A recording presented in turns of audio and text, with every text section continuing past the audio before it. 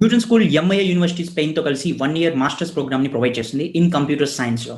So మీరు student అయినా or you are a working professional, మీరు వర్క్తో పాటు ఎంఎస్ ప్రోగ్రామ్ కంప్లీట్ చేయాలనుకున్నా, ఆర్ మీరు స్టూడెంట్ అయ్యుండి మీ గ్రాడ్యుయేషన్ తర్వాత ఎంఎస్ ప్రోగ్రామ్ చేయాలనుకున్నా, ఇది ఒక బెస్ట్ ఆపర్చునిటీ. సో నేను న్యూటన్ స్కూల్లో ఎడ్యుకేటెడ్ కనుక సో నాకు ఒక కూపన్ ఉంది. సో S115 అనే కోడ్ మీరు యూజ్ చేస్తే మీకు ఫీలో నుంచి 15,000 ఆఫ్ వస్తుంది. రిజిస్ట్రేషన్ లింక్ డిస్క్రిప్షన్లో ఉంది, మీరు రిజిస్టర్ అవ్వచ్చు. Thank you. In general Python language తీసుకుంటే so 4 different types of programming లాంగ్వేజ్ని సపోర్ట్ చేస్తుంది. అంటే అదొక ప్రోగ్రామింగ్ టైప్ అనుకోండి, దాన్ని మనం ప్రోగ్రామింగ్ పారాడిగమ్ అంటాం. సో సో అందుకనే Python in general multi paradigm programming language అని కూడా మనం అంటాం. సో సో వాట్ యాక్చువల్లీ ఈ 4 types ఆఫ్ ప్రోగ్రామింగ్ లాంగ్వేజ్ అంటే ఏంటి, సో వీటి వల్ల యూస్ ఏంటి, సో మనం ఇది ఇప్పుడు చూస్తాం. So the first type imperative programming languages. So అంటే ఏ ప్రోగ్రామింగ్ లాంగ్వేజ్ అయినా కూడా స్టేట్మెంట్స్ని యూజ్ చేసి ప్రోగ్రామ్ స్టేట్ని మార్చగలిగితే దాన్నే మనం ఇంపరేటివ్ ప్రోగ్రామింగ్ లాంగ్వేజ్ అంటాం. సో ఫర్ సపోజ్, సో నేను ఏదైనా ఒక యాక్సెస్ చేయాలి, సపోజ్ నేను ఒక స్టేట్మెంట్ పాస్ చేస్తే ఆ థింగ్ అనేది జరిగిపోవాలి. ఇఫ్ సపోజ్ మీరు కనుక మూవీస్ చూసినట్టయితే రోబోట్స్ బేస్ చేసుకున్న మూవీస్ని, సో మనం జస్ట్ ఒక ఆర్డర్ పాస్ చేస్తాం. So do it for me or bring a cup of tea for me. So ఇలా మనం చెప్తే అవి ఆటోమేటిక్గా వర్క్ చేస్తాయి. సో ఇలా మనం ఒక స్టేట్మెంట్ పాస్ చేసినప్పుడు ఏదైనా ఒక ఫంక్షనాలిటీ కానీ జరిగితే, సో మీరు జస్ట్ ఒక ఇంగ్లీష్లో ఒక స్టేట్మెంట్ రాస్తారు. So like I want to execute this program, like I want to print this set of numbers, or I want to scan this set of numbers, or I want to build a specific functionality. So మీరు ఇలా ఒక statement pass చేసినప్పుడు ఏదైనా కానీ జరిగితే దాన్ని మనం imperative programming language అంటాం. సో ఇన్ జనరల్ ఎగ్జాంపుల్స్ తీసుకుంటే ఫోర్ట్రాన్, ఆల్గోల్, ఈవెన్ సిలో కూడా మనం స్టేట్మెంట్ పాస్ చేసి కొన్ని చేయొచ్చు. సో మనం దీన్ని ఇంపరేటివ్ ప్రోగ్రామింగ్ లాంగ్వేజ్ కాన్సెప్ట్ అంటాం. సో ఇనిషియల్ డేస్లో ఇవి బాగా యూజ్ చేసేవాళ్ళు. సో ఇప్పటికీ ఫోర్ట్రాన్ లాంగ్వేజ్ని చాలా మంది యూజ్ చేస్తున్నారు. సో హై ఎండ్ సిస్టమ్స్కి ఆర్ హై ఎండ్ ఆటోమేటెడ్ సిస్టమ్స్కి స్టిల్ ఇప్పటికీ ఫోర్ట్రాన్ లాంగ్వేజ్ని యూజ్ చేస్తున్నారు. సో ఇది చాలా సింపుల్గా ఉంటుంది, జస్ట్ మనం స్టేట్మెంట్ పాస్ చేయాలంతే. సో చాలా సింపుల్, అందుకే ఎక్కువ మంది దీన్ని యూజ్ చేస్తారు. సో బట్ స్టిల్ ఇవి స్టేట్మెంట్ పాస్ చేస్తూ జరిగేవి, వీటి వల్ల కొన్ని డిసడ్వాంటేజెస్ కూడా ఉన్నాయి. సో ఒక 2 or 3 lines ప్రోగ్రామ్ టైప్ అయితే మనం స్టేట్మెంట్స్ పాస్ చేసి ఎగ్జిక్యూట్ చేయొచ్చు. But still 1000 of lines, lakhs of lines ని ఎగ్జిక్యూట్ చేయాలంటే ఇంపరేటివ్ లాంగ్వేజ్ ఫెయిల్ అవుతాయి అల్టిమేట్గా. So that is the reason మనం దాని తర్వాత ఫంక్షనల్ లాంగ్వేజెస్ అని వచ్చాం. సో ఫంక్షన్స్ అంటే ఏం లేదండి, ఒక చిన్న కాన్సెప్ట్. సో ఆటోమేట్ చేయడం. సో ఇప్పుడు సిమిలర్గా ఉండే వాటిని ఏదైనా కూడా ఒక ఫంక్షన్లో రాసుకుంటే మనం దాన్ని ఎన్నిసార్లు యూజ్ చేసుకోవచ్చు, దాన్ని మనం ఫంక్షన్ అంటాం. సో ఇన్ జనరల్ అది ఏ ఫంక్షన్ అయినా కావచ్చు. మీరు సపోజ్ మీ దగ్గర ఒక lakhs of కోడ్ రాస్తున్నారు. సో ప్రతి 1000 lines ఆఫ్ కోడ్కి మీకు ఒక ఫంక్షన్ కావాలి. ఆ ఫంక్షన్ ఏం చేస్తుందంటే మీరు రాసిన కోడ్ని ఒక బ్రేక్ అనేది ఇస్తుంది. అంటే ఒక 1000 lines డివైడ్ చేయాలి, నెక్స్ట్ మళ్ళీ 1000 lines తర్వాత మళ్ళీ అది డివైడ్ చేయాలి. అంటే ప్రతి 1000 లైన్కి ఒక కామన్ స్టేట్మెంట్ రాయాలి. ఆ ఒక స్టేట్మెంటే ఒక 10 lines ఉంది అనుకున్నాం. సో ప్రతి 1000 స్టేట్మెంట్స్కి ఇలా 10 lines రాసుకుంటూ వెళ్తే మీరు చాలా రాయాల్సి వస్తుంది. అదే మీరు ఒక ఫంక్షన్ సపరేట్గా రాసుకున్నారు ఆ 10 lines. సో ప్రతి 1000 linesకి మీరు ఆ ఫంక్షన్ 10 lines మళ్ళీ రాయకుండా జస్ట్ ఆ ఫంక్షన్ నేమ్ రాసి కాల్ చేశారంటే సరిపోతుంది. సో ఇదే ఫంక్షన్ యొక్క అడ్వాంటేజ్. అంటే మీరు ఒక్కసారి రాసిన ఒక ఫంక్షన్ని మీరు ఎన్ని టైమ్స్ అయినా మల్టిపుల్ టైమ్స్ చేయొచ్చు, దాన్ని మనం ఫంక్షన్ అంటాం. సో ఫంక్షన్లో 2 types ఉంటాయి మళ్ళీ. So like calling function, called function.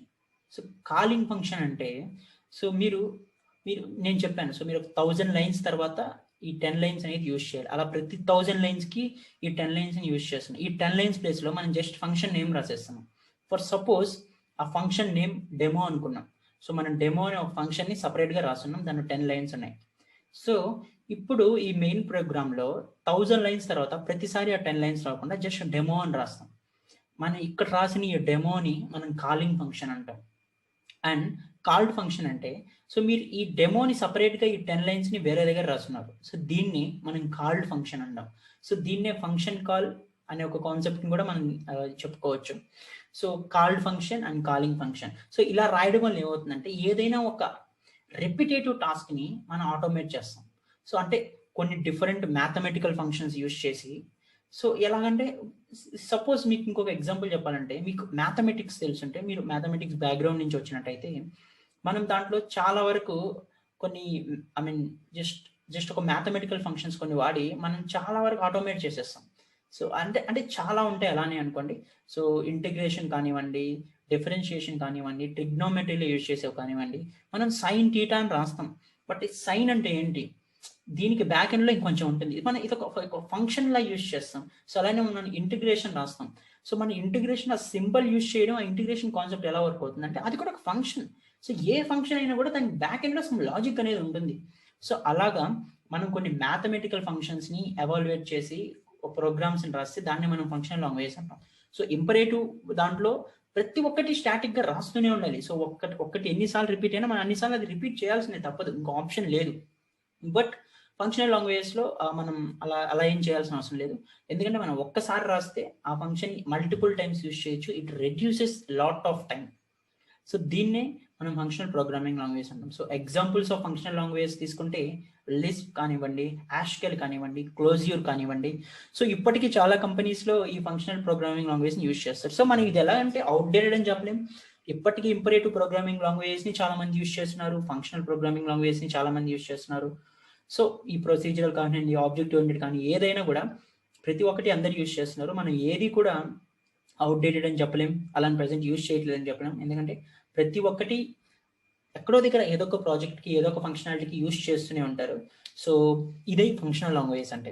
Next, functional language and imperative language రెండిట్లో సాల్వ్ చేయని కొన్ని డిఫెక్ట్స్ ఉన్నాయి. అవేంటంటే ఈ కీవర్డ్స్. మనం ఫంక్షనల్ లాంగ్వేజ్లో కూడా 10 లైన్స్ రాస్తున్నాం, బట్ ఆ 10 లైన్స్ కూడా ఎందుకు రాయాలి, దాన్ని ఇంకా సింప్లిఫై చేసుకోవచ్చు కదా. అంటే దీన్నంతా ఒక కీవర్డ్లో ఎంబెడ్ చేసి ఒక రిజర్వ్డ్ కీవర్డ్లో మనం ఎందుకు అలా యూజ్ చేయగలదు. సో ఈ కాన్సెప్ట్తోనే ప్రొసీజరల్ లాంగ్వేజ్ అని వచ్చాయి. అంటే మనం ఒక ప్రొసీజర్ రాస్తాం, సో ఈ టైప్లో ఇలా జరగాలి అని చెప్పి ఆ టైప్లో జరుగుతుంది. ఈ ప్రొసీజర్ రాస్తే జరిగేదాన్ని మనం ప్రొసీజరల్ ఓరియంటెడ్ లాంగ్వేజ్ అంటాం.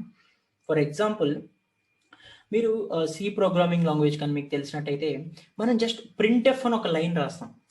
అంటే అదొక రిజర్వ్డ్ కీవర్డ్. జస్ట్ మనం ప్రింట్ఎఫ్ అని రాస్తే దాని లోపల మీరు ఏం రాస్తే అది ప్రింట్ అవుతుంది. సో మీరు జస్ట్ ప్రింట్ఎఫ్ అని ఒక కీవర్డ్ యూజ్ చేయడం వల్ల ఇక్కడ ఒక ఫంక్షనాలిటీ అనేది జరుగుతుంది. సో ఇలా మనం set of reserved keyword use చేసేదాన్ని మనం ప్రొసీజరల్ ఓరియంటెడ్ లాంగ్వేజ్ అంటాం. సో మీకు ఇంకా చెప్పాలంటే డేటా టైప్స్ డిక్లరేషన్ తీసుకోండి. మన ఇంట్ ఏ అని, ఇంట్ బి అని ఇలా చాలా రాస్తాం. సో ఇక్కడ ఇంట్ అనేది ఒక ఇంటీజర్ డేటా టైప్ అని మనం ఆ ప్రోగ్రామింగ్ గురించి ఎలా తెలుస్తుందంటే మనం దాని యొక్క బ్యాక్ ఎండ్ లో ఉన్న ఫంక్షనాలిటీ అంతా ఒక కీవర్డ్ లో రిజర్వ్ చేస్తాం. మనం వాటిని రిజర్వ్డ్ కీవర్డ్స్ అంటాం. సో రిజర్వ్డ్ వర్డ్స్ అని అంటాం. సో ఇలా కొన్ని ఉంటాయి. సో ఇప్పుడు మెయిన్ కానివ్వండి, వాయిడ్ అనేది వాయిడ్ మెయిన్ అని రాస్తాం మనం సి ప్రోగ్రామింగ్ లాంగ్వేజ్ అంటే వాయిడ్ అంటే ఇట్ రిటర్న్స్ నథింగ్, ఎంటీ అని. బట్ ఆ వాయిడ్ కీవర్డ్ అంటే ఇట్ రిటర్న్స్ నథింగ్ అని ప్రోగ్రామింగ్ లాంగ్వేజ్ ఎలా తెలుస్తుంది అంటే దాని వెనకాల ఒక బ్యాక్ ఎండ్ లో మనకు లాజిక్ ఉంటుంది. బట్ ఆ లాజిక్ అంతా మనం రిజర్వ్ చేసి ఉంటాం ఒక కీవర్డ్ లో. ఈ కాన్సెప్ట్ ని మనం రిజర్వ్డ్ కీవర్డింగ్ అంటాం. సో ఇలాంటి కొన్ని రిజర్వ్డ్ కీవర్డ్స్ యూజ్ చేసి ఒక ప్రొసీజర్ లా ఏదైనా ఒక ప్రోగ్రామింగ్ లాంగ్వేజ్ రాయగలిగితే దాన్ని మనం ప్రొసీజరల్ ఓరియంటెడ్ ప్రోగ్రామింగ్ లాంగ్వేజ్ అంటాం. సో ఎగ్జాంపుల్స్ తీసుకుంటే మెయిన్ గా C. So C program almost అందరికీ తెలిసి ఉంటుంది అనుకుంటున్నాను. సో ఈ సి ప్రోగ్రామ్ మనం యూజ్ చేసే ప్రొసీజర్ ఇదే. I mean it's a kind of procedural programming language. Even Java తీసుకున్నా కూడా జావా ఈజ్ అ మిక్స్ అని చెప్పొచ్చు. సో జావాలో కూడా మనం ప్రొసీజర్స్ రాస్తాం. సో సి ప్లస్ ప్లస్ తీసుకుంటే ఇది కంప్లీట్ గా అంటే మీకు రెండు చూడొచ్చు, ప్రొసీజరల్ అండ్ ఆబ్జెక్ట్ అంటే రెండు చూడొచ్చు సి ప్లస్ ప్లస్ లో. But still it also uses reserved keywords, it's also uses procedural style. So ఇది procedure. So next, object oriented programming language. ఈ ప్రొసీజరల్ ఓరియంటెడ్ ప్రోగ్రామింగ్ లాంగ్వేజ్ లో కూడా ఒక డ్రాబ్యాక్ ఏంటంటే మనం చాలా కోడ్ రాయాలి. సో అది ఎలాగంటే ఒక దాన్ని ఏదైనా కాల్ చేయాలన్నా కూడా మనం చాలా కోడ్ రాయాలి. అల్టిమేట్ దీనికన్నా కూడా ఇంకా షార్ట్ చేయొచ్చు కదా అనే కాన్సెప్ట్ తో వచ్చింది ఆబ్జెక్ట్ ఓరియంటెడ్. ఈ ఆబ్జెక్ట్ ఓరియంటెడ్ ప్రోగ్రామింగ్ లాంగ్వేజ్ లో మనం ఏం చేస్తామంటే రియల్ వరల్డ్ ఎంటిటీస్ అంటే క్లాస్ అండ్ ఆబ్జెక్ట్ ని ఒక రిలేషన్షిప్ ఇస్తాం. అంటే ఇక్కడ క్లాస్ అంటే ఒక లాజికల్ రిప్రజెంటేషన్ అండ్ ఆబ్జెక్ట్ అంటే ఒక physical representation of real world entity. So for example మీకు ఏదైనా ఒక ఎగ్జాంపుల్ చెప్పాలంటే ఒక వెహికల్ అని ఒకటి తీసుకోండి. So if you purchase vehicle, ఈ వెహికల్ అనేది క్లాస్. అంటే మీరు వెహికల్ అంటే ఏంటనేది జస్ట్ మీరు చెప్పగలరు అంతేగాని చూపించగలరు. మీరు చూపించాలంటే ఏం చూపిస్తారు, ఏదైనా ఒక బైక్ నో ఆర్ కార్ నో చూపిస్తారు. అంతేగాని వెహికల్ అంటే ఏం ఉండదు. వెహికల్ అంటే ఒక లాజికల్ రిప్రజెంటేషన్. బట్ మీరు చూపించే బైక్ ఆర్ కార్ అనేది ఫిజికల్ రిప్రజెంటేషన్. సో మీరు ఈ వెహికల్ అనే ఒక క్లాస్ ని రిప్రజెంట్ చేయాలంటే ఏదైనా ఒక ఫిజికల్ ఆబ్జెక్ట్ ని చూపిస్తారు. దీన్నే మనం క్లాస్ ఆబ్జెక్ట్ రిలేషన్షిప్ అంట. అంటే మీరు ఎంత పెద్ద క్లాస్ రాసినా, దానికి ఎంత పెద్ద బిహేవియర్ ఉన్నా కూడా నువ్వు దాన్ని చూపించేటప్పుడు ఒక ఫిజికల్ ఎంటిటీగా చూపిస్తావు. సో దాని ఫంక్షనాలిటీస్ అంతా దీంట్లో ఎంబెడ్ చేసి చూపిస్తావు. సో దాన్ని మనం క్లాస్ ఆబ్జెక్ట్ రిలేషన్షిప్ అనమాట. దీనివల్ల మన బెనిఫిట్ ఏంటి? సో జనరల్ చాలా బెనిఫిట్స్ ఉన్నాయి చెప్పాలంటే. సో మీరు వెహికల్ అనే ఒక క్లాస్ తీసుకుంటే, సో అన్ని వెహికల్కి కామన్గా ఉండేవన్నీ ఆ క్లాస్లో ఉంటాయి. సో ఫర్ సపోజ్ వెహికల్కి వీల్స్ ఉంటాయి, వెహికల్కి ఒక హార్న్ ఉంటుంది, వెహికల్కి సపోజ్ గేర్స్ ఉన్నాం అనుకోండి, గేర్స్ ఉంటాయి. సో ఇలాగ మనం కొన్ని ప్రాపర్టీస్ డిఫైన్ చేస్తుంటాం. సో నువ్వు ఈ ప్రాపర్టీస్ అన్ని, ఈ కామన్ ప్రాపర్టీస్ అంటే ఒక కామన్ ఎంటిటీ ఏదైనా తీసుకొని దాంట్లో ఉండే కామన్ ప్రాపర్టీస్ అన్నిటినీ మిక్స్ చేసి ఒక క్లాస్లో రాస్తుంటే, ఆ క్లాస్ని డిఫైన్ చేయడానికి నువ్వు ఏ ఆబ్జెక్ట్లో అయినా పెట్టుకోవచ్చు. సో ఫర్ ఎగ్జాంపుల్ నేను వెహికల్ అని ఒక ఎగ్జాంపుల్ చెప్పాను. సో మీరు బైక్ అనే ఒక ప్రాపర్టీని క్రియేట్ చేయాలనుకుంటున్నారు. సో మీరు దానికి మళ్ళీ ఫస్ట్ నుంచి దానికి గేర్స్ ఉండాలి, దానికి వీల్స్ ఉండాలని మీరు మళ్ళీ రాయవలేదు. ఎందుకంటే మీరు ఆల్రెడీ క్లాస్ని డిఫైన్ చేశారు. జస్ట్ మీరు దాన్ని కాల్ చేస్తే మీ బైక్ ప్రాపర్టీస్ అన్నీ వచ్చేస్తాయి. ఇంత సింపుల్ ఆబ్జెక్ట్ ఓరియంటెడ్ ప్రోగ్రామింగ్ అనేది. ఇది అంటే మీకు వింటుంటేనే అర్థమై ఉంటుంది. సో ఏ ఎగ్జాంపుల్ అయినా తీసుకోండి, ఒక గ్రూప్గా కామన్ సిమిలారిటీస్ ఉన్నవన్నీ తీసుకుంటే దాన్ని మనం ఆర్ సపోజ్ హ్యూమన్ ఎగ్జాంపుల్ తీసుకోండి. సో మీకు నేమింగ్ కన్వెన్షన్ కూడా చాలా ఈజీగా ఉంటుంది. సో హ్యూమన్ బీయింగ్ అనే ఒక క్లాస్ తీసుకోండి. సో ఇక్కడ హ్యూమన్ బీయింగ్ అంటే మీరు హ్యూమన్ బీయింగ్ చూపించాలంటే, హ్యూమన్ బీయింగ్ అనేది ఒక జస్ట్ ఒక క్లాస్, ఒక బిహేవియర్ అంతే. మీరు ఎవరినైనా మనిషిని చూపిస్తారు. సపోజ్ నా పేరు యశ్వంత్, సో నన్ను చూపిస్తారు. హ్యూమన్ బీయింగ్ ఏంటంటే నేను నన్ను చూపించగలుగుతాను, కానీ హ్యూమన్ బీయింగ్ ఎక్కడి నుంచి చూపించగలుగుతాను? బట్ హ్యూమన్ బీయింగ్ అనే క్లాస్కి మీరు కొన్ని ప్రాపర్టీస్ రాయొచ్చు. ఐస్ ఉండాలి, నోస్ ఉండాలి, లిప్స్ ఉండాలి, హ్యాండ్స్ ఉండాలి, మళ్ళీ కొన్ని బిహేవియర్, సో వాయిస్ ఉండాలి అండ్ హీరింగ్ పవర్ ఉండాలి. సో ఇలాంటివి కొన్ని రాసుంటారు. సో మీరు ఒక కొత్త ఆబ్జెక్ట్ అంటే ఇప్పుడు ఒక కొత్త మనిషిని డిఫైన్ చేయాలంటే ఈ క్లాస్ ప్రాపర్టీస్ అన్నీ కాల్ చేస్తే సరిపోతుంది, మీరు మళ్ళీ రాయాల్సిన అవసరం లేదు. సో ఇదే ఒక అడ్వాంటేజ్. అంటే ఫ్యూచర్లో మనం ఒకే క్లాస్ నుంచి ఏ ఆబ్జెక్ట్ వచ్చినా, ఎన్ని కొత్త ఆబ్జెక్ట్స్ వచ్చినా మనం సేమ్ ప్రాపర్టీస్ని కానీ డిఫైన్ చేయగలిగితే దాన్ని మనం ఆబ్జెక్ట్ ఓరియంటెడ్ ప్రోగ్రామింగ్ కాన్సెప్ట్ అంటాం. సో ఇది ఒక టైప్ అండి. సో దీంట్లో ఎగ్జాంపుల్స్ తీసుకుంటే C++, C#, Java etcetera. So ఇప్పటి వరకు ఉన్న ప్రోగ్రామింగ్ లాంగ్వేజ్లో అడ్వాన్స్ లెవెల్లో చెప్పాలంటే మనం ఆబ్జెక్ట్ ఓరియంటెడ్. సో ఉన్న అన్ని లాంగ్వేజెస్ అంటే it simplifies the process, it makes impossible impossible things to possible అని చెప్పచ్చు. సో పైథాన్ ఎందుకు ఎక్కువ మంది ప్రిఫర్ చేస్తున్నారంటే ఈ రోజుల్లో పైథాన్ అన్నీ సపోర్ట్ చేస్తుంది. సో నువ్వు ఏ ఫీల్డ్లోకి వెళ్ళాలన్నా, ఏ సైడ్ నుంచి ఏం చూడాలన్నా కూడా పైథాన్ ప్రోగ్రామింగ్ లాంగ్వేజ్ నీకు బెనిఫిట్ అవుతుంది. సో ఈ 4 టైప్స్ ఆఫ్ ప్రోగ్రామింగ్లో ఏదైనా కూడా నువ్వు పర్ఫామ్ చేయొచ్చు. అండ్ ఇవి కాకుండా మనం ఇంకా కొన్ని చెప్పుకోవచ్చు, లైక్ స్క్రిప్టింగ్ ప్రోగ్రామింగ్ లాంగ్వేజ్ అనొచ్చు, స్క్రిప్టింగ్ లాంగ్వేజ్. సో ఇప్పుడు చెప్పాలంటే ఈ జావా స్క్రిప్ట్ ఇలాంటి ప్రోగ్రామింగ్ లాంగ్వేజ్ని మనం స్క్రిప్టింగ్ లాంగ్వేజ్ అంటాం. అంటే ఇది కంప్లీట్ ప్రోగ్రామింగ్ లాంగ్వేజ్ అని చెప్పలేం, it's mix of procedural and object oriented. But నువ్వు స్క్రిప్ట్స్లా రాయొచ్చు, అంటే స్క్రిప్ట్స్లా రాసి ఒక ఫంక్షనాలిటీని ప్రొడ్యూస్ చేయొచ్చు. బట్ అగైన్ వీటిని ప్రోగ్రామింగ్ టైప్ అని చెప్పలేం, but it's another kind. So even Python కూడా మనం సపోర్ట్ చేస్తుంది, పైథాన్తో కూడా స్క్రిప్టింగ్ చేయొచ్చు.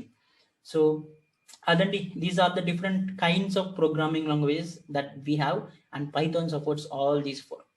So if you really like this video, please like and share this in your network. And before winding, so please find the link of Newton School's Launchpad in the description. మీరు అందులో coding practice చేయొచ్చు, coding quizzes తీసుకోవచ్చు, ఈ videos అన్ని అక్కడ find out చేయొచ్చు, and even you can get a certificate.